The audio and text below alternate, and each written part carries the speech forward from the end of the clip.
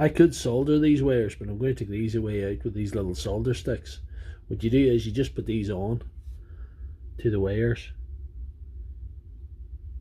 and you melt this solder, and this plastic bit's a heat shrink, and it sticks the two wires together, and it's far easier